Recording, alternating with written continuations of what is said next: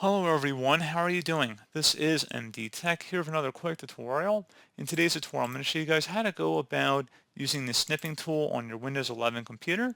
So it's definitely a cool feature and I still use it very often to this day.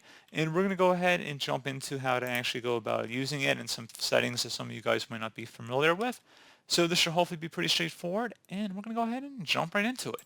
So we're going to start off by opening up the snipping tool. So just head over to the search magnify icon down your taskbar and search for snipping tool.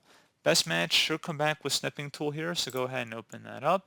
And you can see that there are a lot of options here. So we have new, mode, delay, cancel, and options. So the main stuff here that you'd be using would be the new button. So if you just want to do a normal snipping tool, you can just go ahead and highlight over a section of your desktop or any document, and you can go ahead and take a screenshot of it.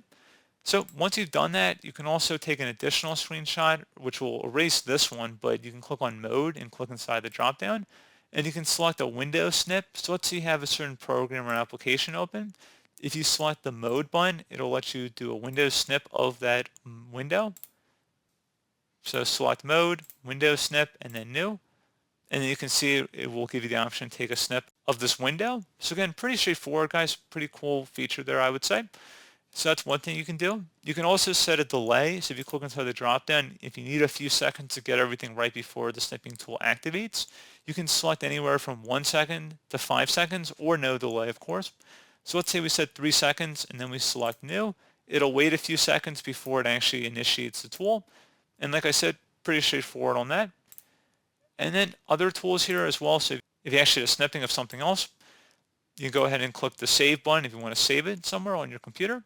Save it as a PNG, GIF, JPEG file, or an HTML file as well. And you also have the option to just copy it to your clipboard. So if you click copy, just by left clicking on that, if you had an area to paste it into like Microsoft Word, you could just paste it directly in. And you can also paste it into a lot of like emails and stuff, so you don't actually have to upload them as images. You can just click this little copy button and then just right click and paste into the email, or Control V, whatever you prefer. And you can paste these snips into areas of your computer or internet browsing, wherever you would want to paste it. So pretty neat feature there, guys. Also have the ability to actually draw on the images as well. So you have a pen and a highlighter tool, so you can adjust the pen size as well as if you want to highlight over different areas of the image. But please note, once you save the image, if you try and go back in here, you can't actually remove any of these modifications you make. So just keep that in mind. But you can do it while you're still working in the snipping tool. So you can see I can click the eraser button and it will remove those edits I made.